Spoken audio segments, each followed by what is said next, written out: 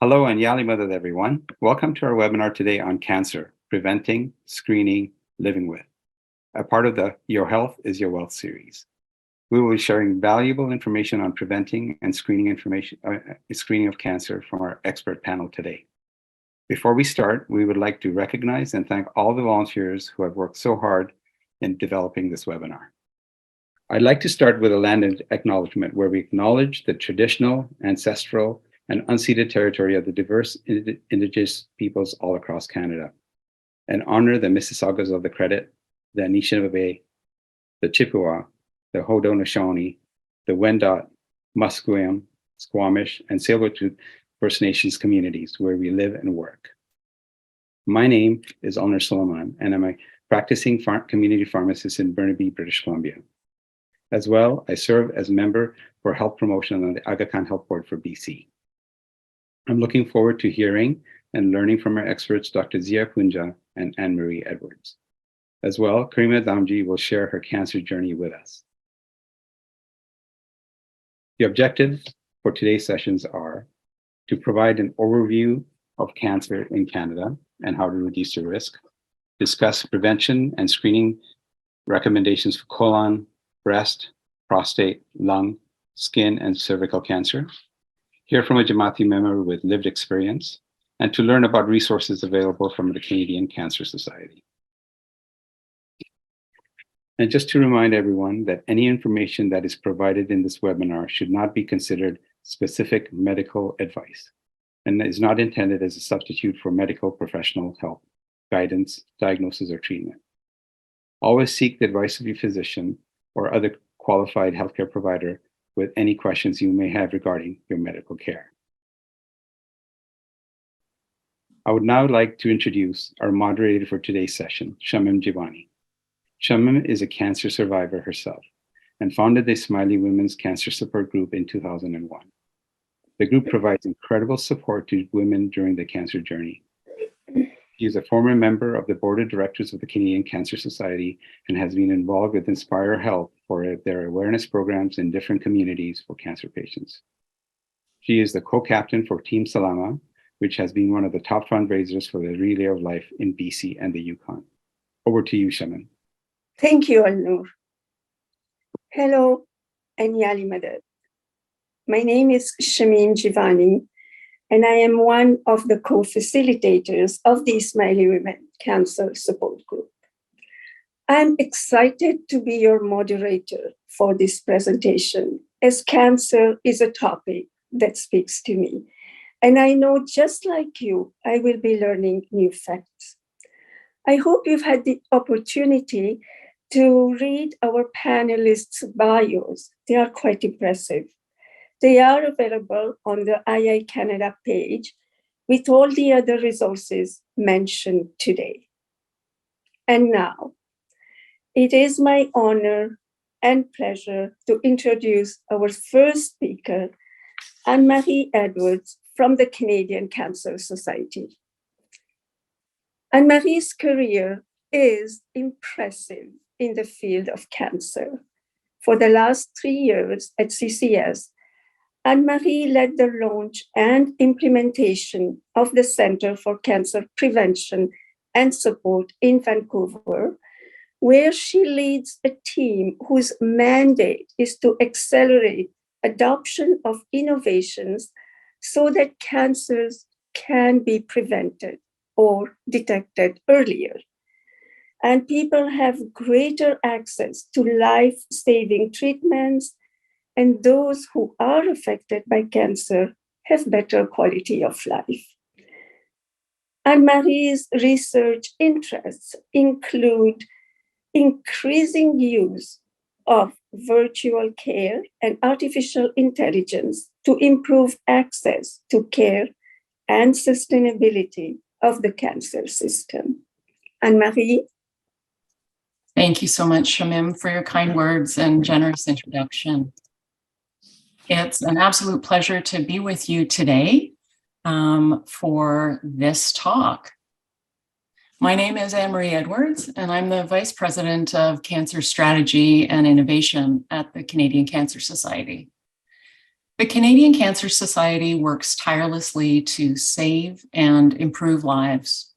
Thanks to our donors and volunteers, we're able to fund groundbreaking cancer research into all types of cancer, offer support services to help people better manage life with cancer, shape healthy public policies to prevent cancer, and support those living with the disease, as well as offer trusted cancer information for all Canadians. Here's how we'll be spending the next several minutes together.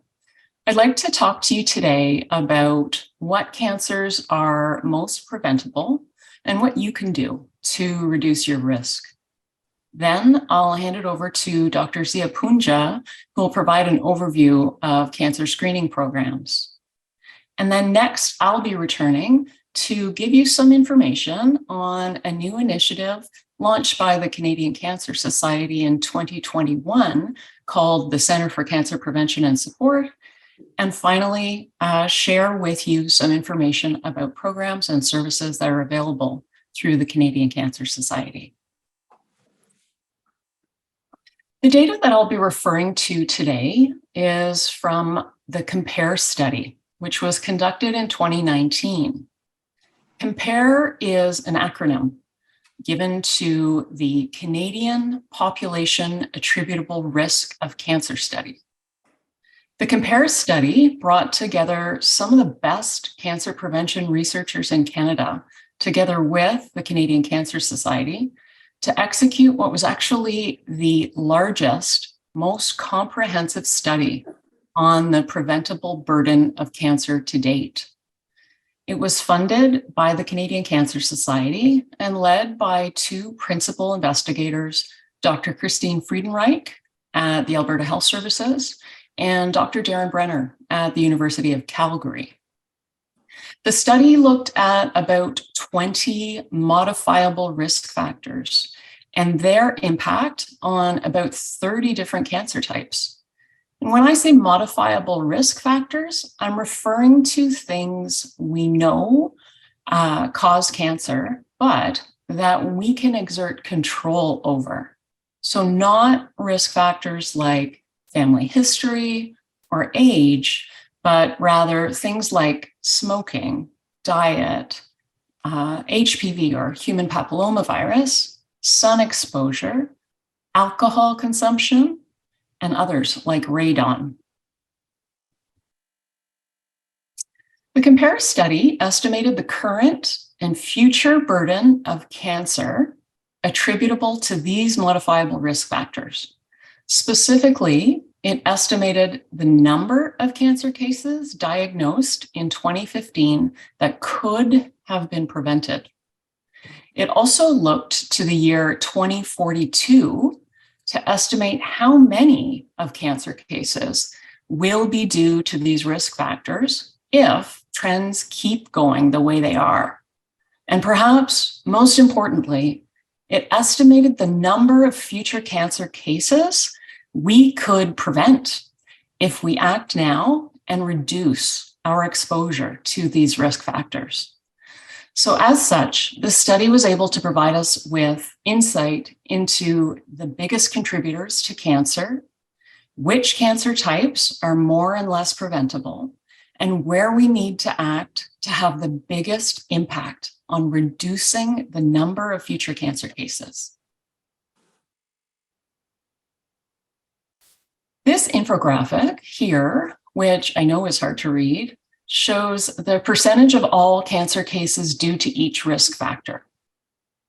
It clearly shows that tobacco, which is the tallest blue bar that you see on the left-hand side of the screen, that tobacco continues to be by far the leading cause of preventable cancer in Canada, helping reinforce why tobacco smoking is one of the Canadian Cancer Society's top mission priorities. The second leading preventable cause is physical inactivity, followed by excess weight, low fruit consumption, sun exposure, human papillomavirus, and so on. So let's take a little bit of a closer look. This next infographic tells a similar story, but instead describes how many cancer cases are due to each of the risk factors. It shows the numbers for Canada, but is also available for each of the provinces and territories.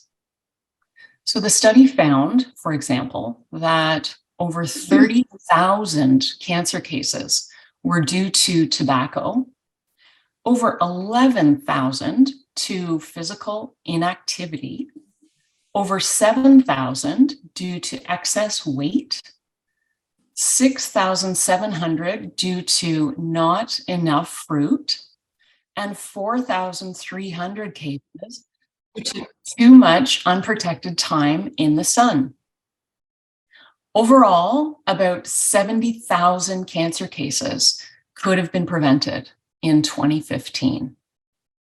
This number translates into the finding that about 4 in 10 cancer cases can actually be prevented through healthy living and policies that protect the health of Canadians. Here's another way of looking at the findings by cancer type. So this infographic shows that some cancers are far more preventable than others. For example, 100% of cervical cancers, that tall orange bar on the right-hand side of the screen, are preventable, as are 86% of lung cancers on the far left-hand side. On the other hand, 46% of colorectal cancers and less than 30% of female breast cancers and ovarian cancers are preventable. Prostate cancer was by far the least preventable cancer studied, signaling that for this cancer, advancing early detection and treatment will be much more impactful than increasing prevention efforts. If you're interested in learning more about what cancers are preventable, I invite you to go to prevent.cancer.ca to dig in deeper. So, what have we learned so far? We know what causes cancer and what cancers are the most preventable due to the COMPARE study. In this next section, we'll be focusing on what is in your control to reduce your risk of being diagnosed with cancer. Overall, we are making progress with cancer prevention, but we're also fighting against a changing demographic in Canada. The Canadian population is getting larger and older at the same time. As a result, the number of preventable cancer cases is unfortunately expected to increase by about 60% between 2015 and 2042.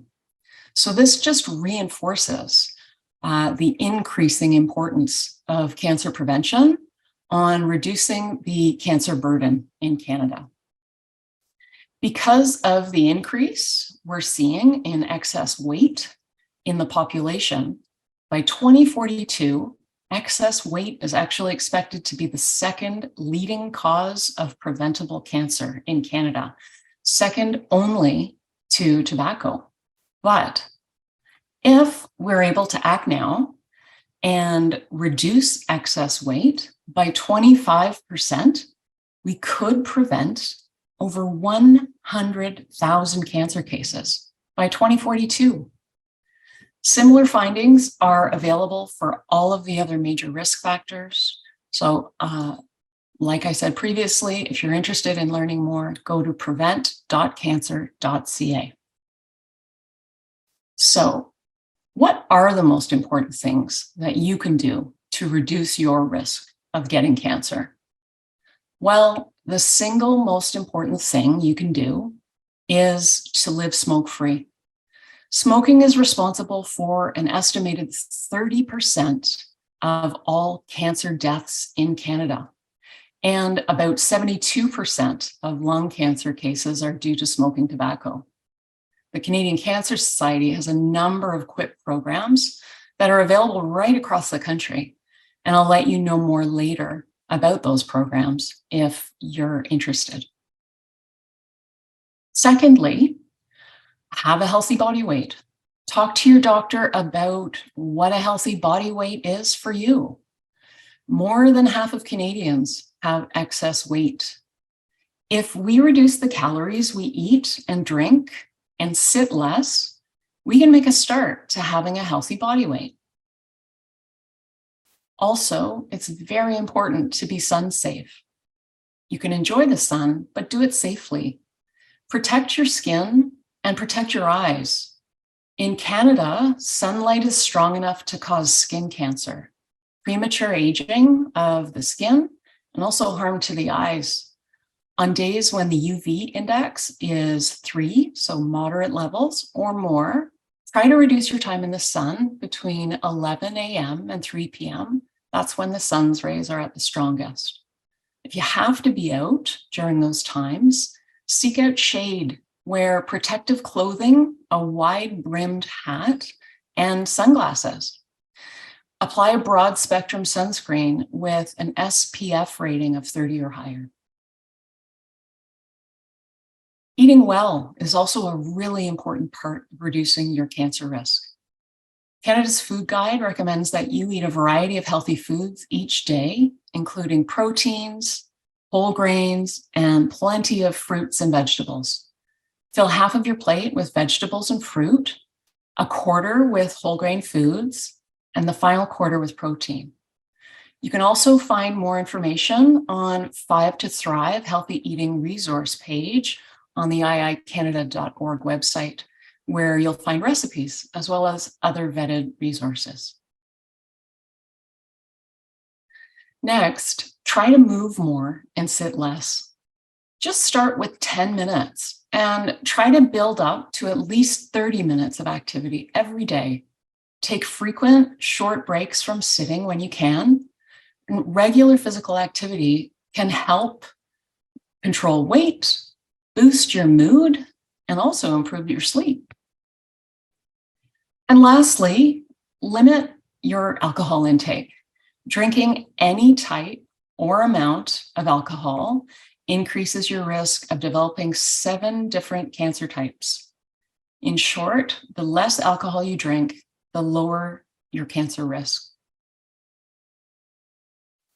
As we grow older, our risk of developing cancer increases statistically. When cancer is detected earlier, though, it is much more treatable and outcomes tend to be more favorable. So it's really important for us to keep up to date with cancer screening programs that are available to us. To talk to us more about organized screening programs that are available across the country, I'll hand it back to Shamim to introduce our next speaker, Dr. Poonja. Thank you, Annemarie. These facts were eye-opening. And now we will hear from Dr. Zia Poonja. Dr. Poonja is an oncologist, researcher, health enthusiast, and founder of companies that specialize in health optimization. He practices oncology at BC Cancer in Victoria, where he specializes in breast and lung cancers. He has a passion for prevention. He will talk on procedures for screening different cancers. Dr. Poonja. Thanks, Shamim, for that introduction. So before we jump into a deeper dive on what we can do for screening, it's helpful putting this all together into some context. And what I mean by that is cancer is something that we really need to deal with because the rates or the chance of getting cancer in one's lifetime is actually fairly high. So you look at current Canadian statistics and we're looking at 1 in 2 Canadians will develop cancer in their lifetime. And when we're trying to formulate what we can do or how we can better deal with this statistic, Annemarie's already started the conversation with really talking about really awesome things that we can do in the primary prevention setting. And how this affects the development of cancers are, let's just think about the tumor and how it begins in the first place. So what is cancer? Cancer is a mutation that occurs in a cell that causes it to grow uncontrollably. There are factors and pressures that can cause that to happen sooner and with more frequency.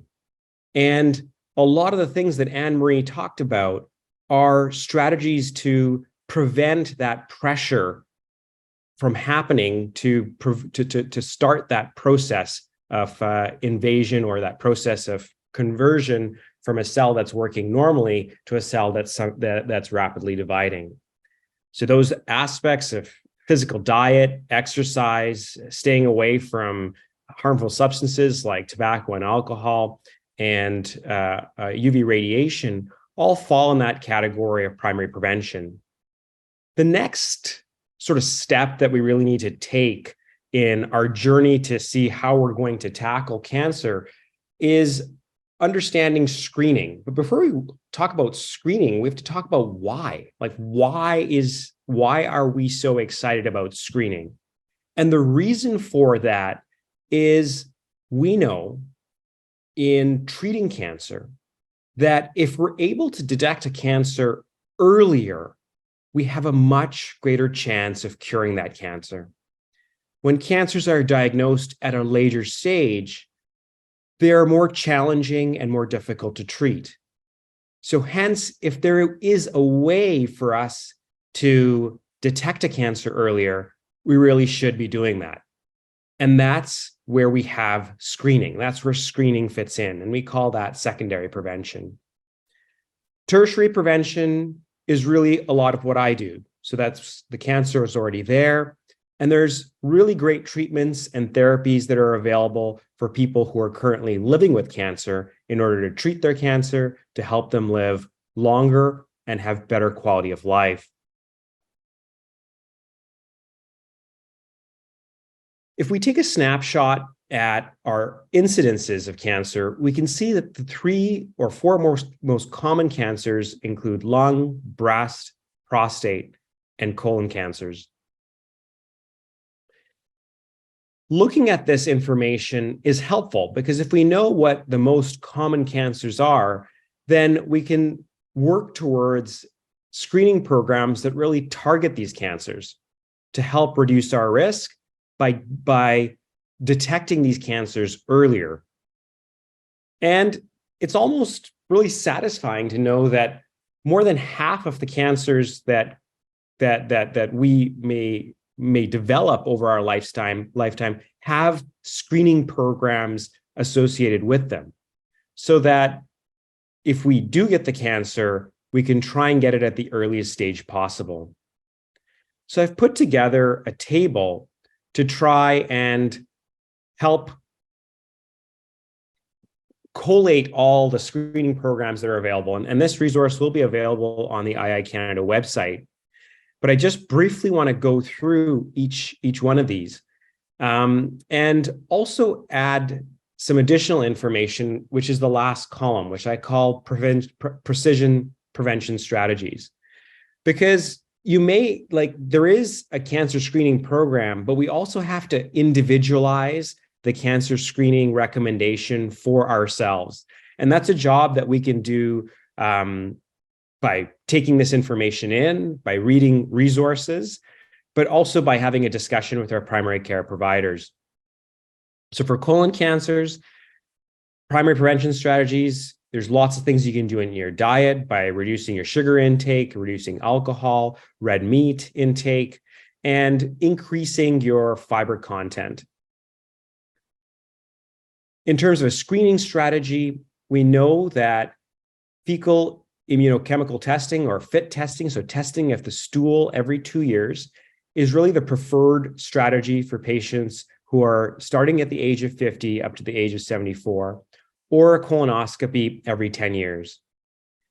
And I would say, to add to that, knowing your own risk is important.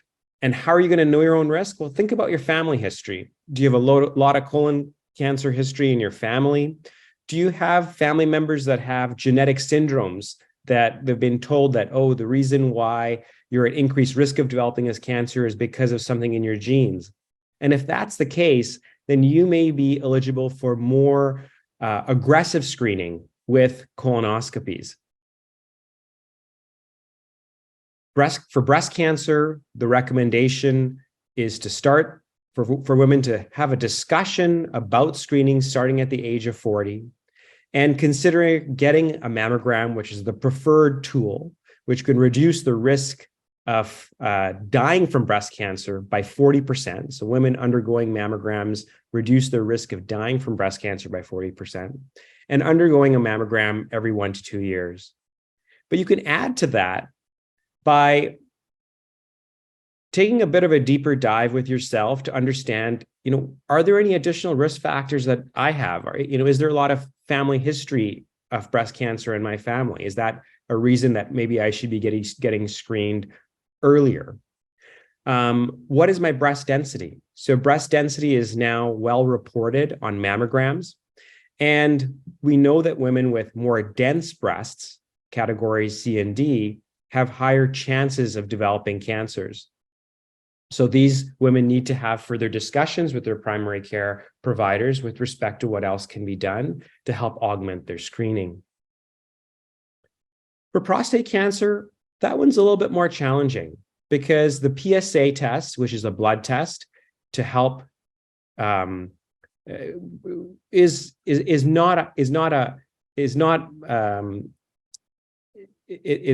it's a test that we need to have a discussion with our primary care provider before undergoing, because it's not a perfect test. It doesn't mean that we shouldn't be going for PSA testing. It just means that we should be booking an appointment with our primary care provider to at least discuss it. And that discussion should be a wholesome one that chats about, your risk of developing prostate cancer in the first place, and also some of the concerns or caveats with getting PSA testing, really the risks involved. For lung cancer, we actually have good data that shows us that if people have a smoking history, they should be undergoing annual low-dose CT scans, because lung cancer, like many of the other cancers, the chance of surviving lung cancer is much higher if the stage is caught early. And the only way to really catch it early is to look for it. And there are screening recommendations that are really evidence-based for those who have a high number of years of smoking. So if they've smoked for more than 30 years, about a pack per day, for them to now undergo yearly CT screening, or those who are current smokers. Skin cancer, we already chatted about, with checking, doing a skin exam every now and then to make sure that if there are any changes like moles, they're being looked at. And if they start to bleed or if they're starting to grow, that they're being checked and they're being biopsied. For cervical screening, women starting at the age of 25 are really encouraged to start pap smears or cervical cytology every 3 years up to the age of 70. And HPV vaccination for younger women is currently now available, and most provinces have this funded as well. And this is a good way of preventing cervical cancer in the first place. Thank you. I'll lead it back to Shamim now. Thank you, Dr. Poonja. That gave us a good idea on the importance of screening and also taking some steps for preventing cancer. And now Annemarie Edwards will talk briefly about resources available through Canadian Cancer Society. Annemarie? Thank you so much, Shamim. Before I get into resources, I'm going to talk very briefly about an exciting initiative that the Canadian Cancer Society launched in 2021 called the Centre for Cancer Prevention and Support. The strategic vision for the center is to be a national hub of research and innovation for cancer prevention and survivorship, to reduce the incidence of cancer, but also to improve the quality of life for people who are living with and beyond cancer. The goal of this initiative is to bring together the evidence producers with the evidence users. So that consists of a big group: researchers, clinicians, but also community partners, innovators, patients, and the public. And then together as a collective to implement research findings and best practices for further scale and spread, so that together we can ignite and accelerate progress right across the country. These are the 4 strategic pillars for how we will work to realize that vision together with our partners. So the first is discovery, and this is about continuing to fund best-in-class cancer prevention and survivor research to address the unmet needs. Next is translation, where we are bringing together groups of cancer survivorship, but also cancer prevention researchers to share research findings, best practices, and to increase uptake of those findings so that there's a greater likelihood of them being used so that people can benefit downstream. Mobilization is the 3rd pillar, and that's where we are working together with researchers and members of the public, as well as people with lived experience, to actually pilot test new programs and services in the center, but also virtually right across the country. And the last pillar is innovation, where we are actively partnering with organizations that are also focused on leveraging science and technological innovations to drive further development of new cancer prevention and survivorship products and services that involve things like precision medicine and artificial intelligence. So really exciting work going on at the center. Here's some pictures in case you're curious to see what the center looks like. The center is actually a building that is located in the heart of Vancouver's Health District at 575 West 10th Avenue. It's really been designed as a mixed-use space, which is multifunctional. It provides a home away from home for people who are coming into the city from rural and remote areas undergoing treatment at BC Cancer right across the street. It provides flexible space for researchers, for our community partners, and collaborations that we have with clinicians to conduct pilot projects. It also provides really progressive amenity spaces. So for example, on the lower left-hand side of this slide, you'll see a demonstration kitchen where we have the ability to test out new nutrition programs and the ability to implement them immediately in our cancer lodge within the building. On the right-hand side, you also see a gym. We have a gym as well as a yoga and meditation room where other programs can be tested out and individuals can participate.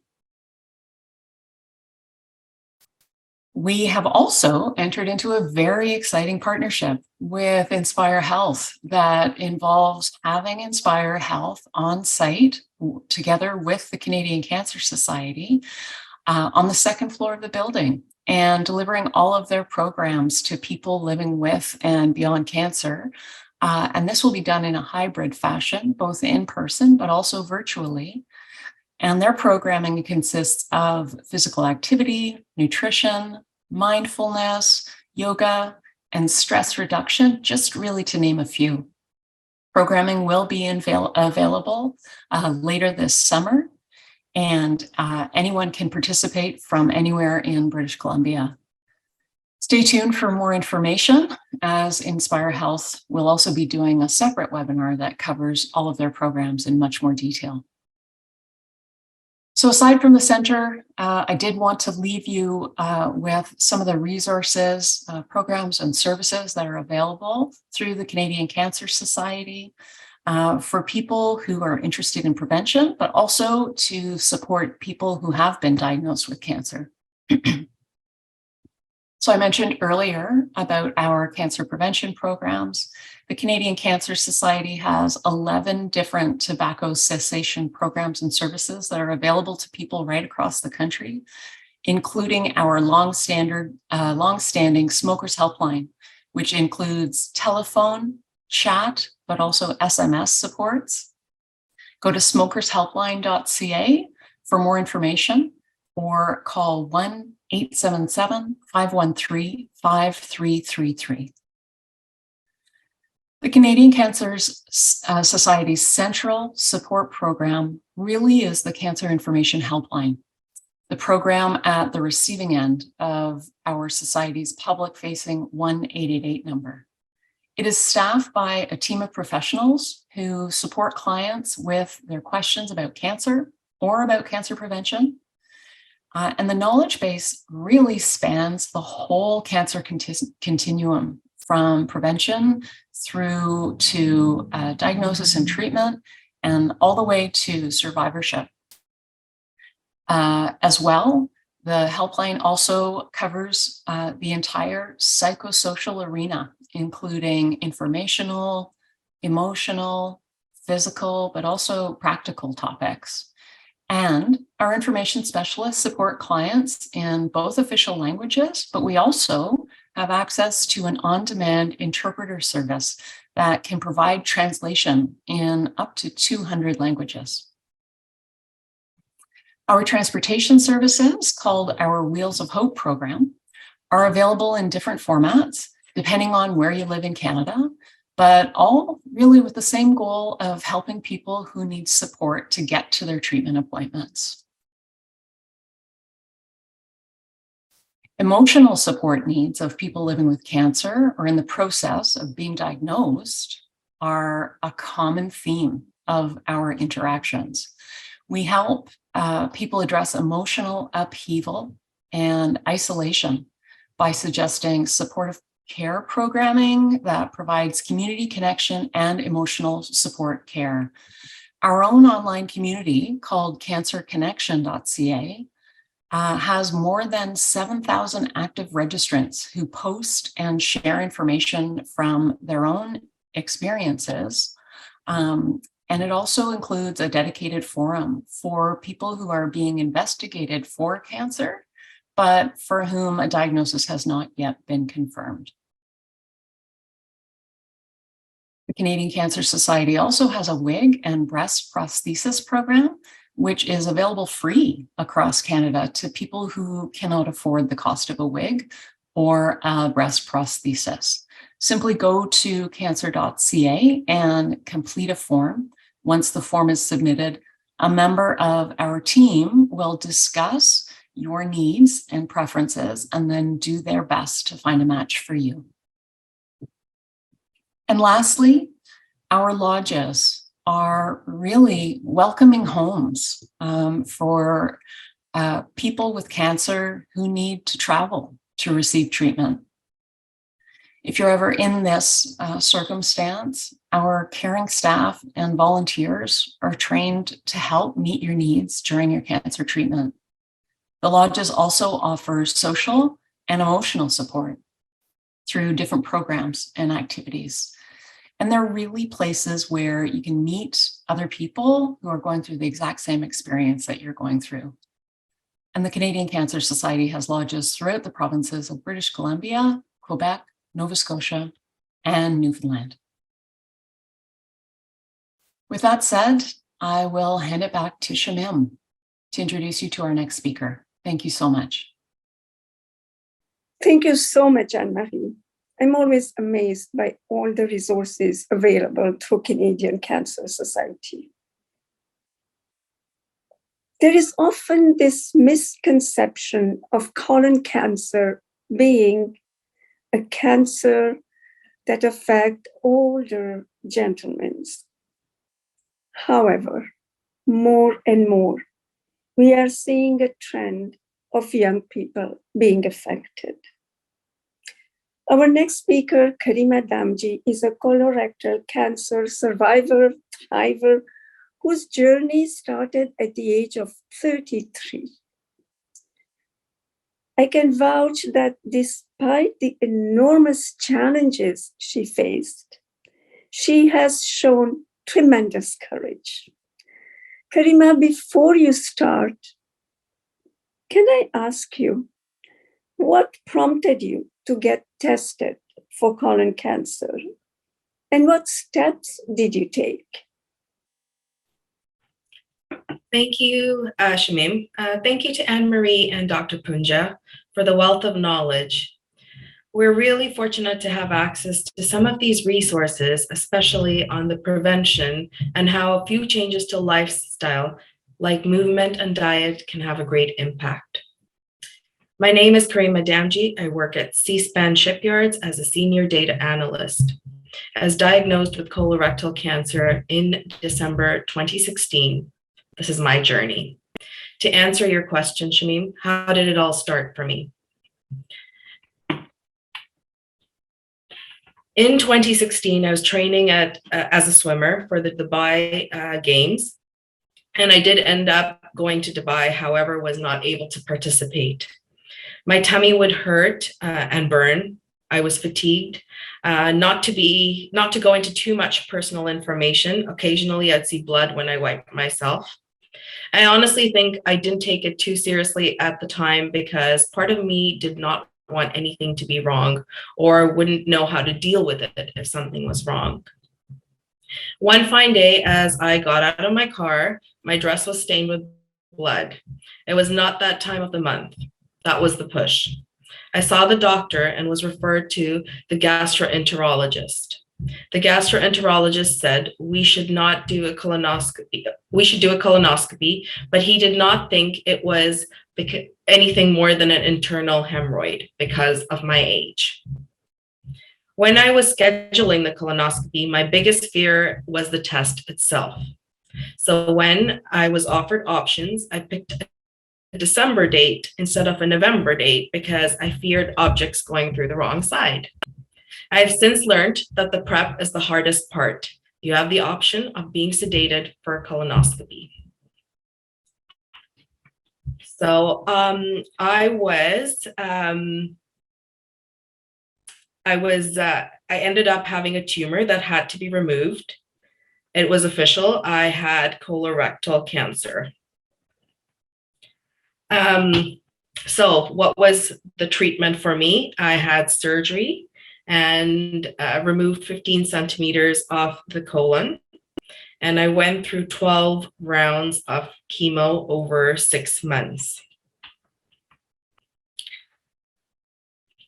Emotionally, it was a big journey. Here I was at 33, 3 years prior, I had just lost my dad in a terrorist attack. Now I had to deal with this.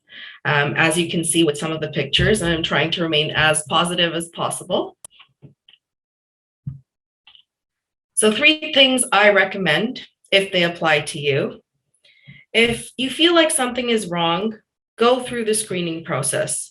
Best resources to get started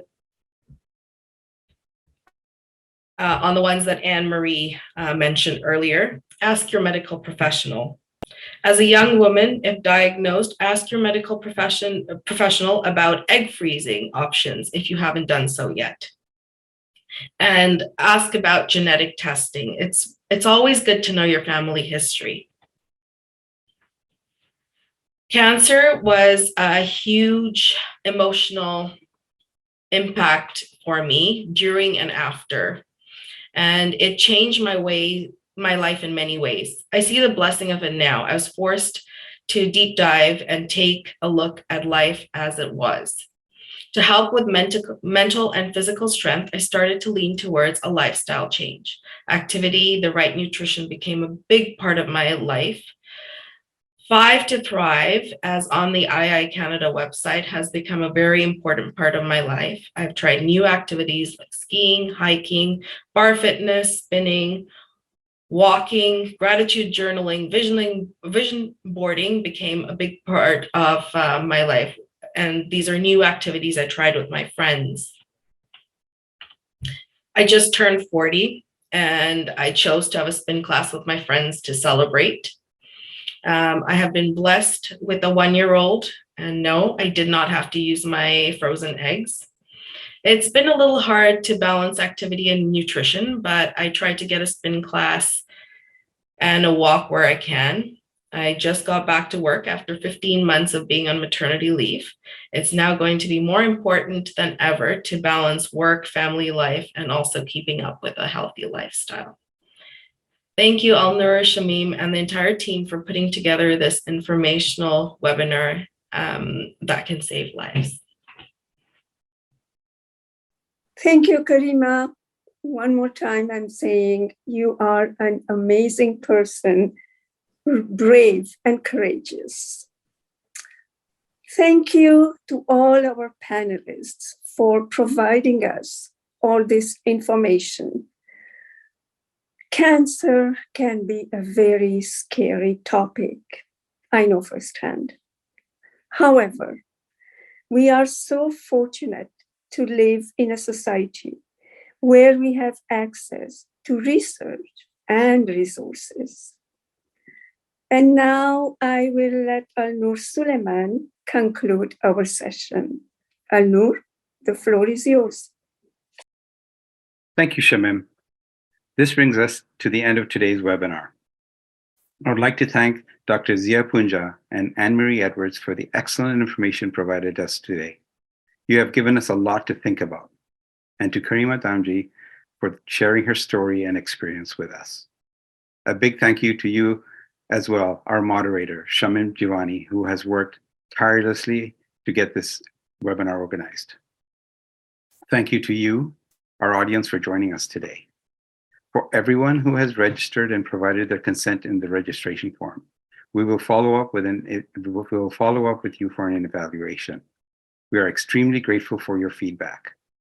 Your feedback allows us to assess the impact of our webinars and helps us to determine future programming. We hope to see you all at another Your Health is Your Wealth session. Thank you, and Yali Mother.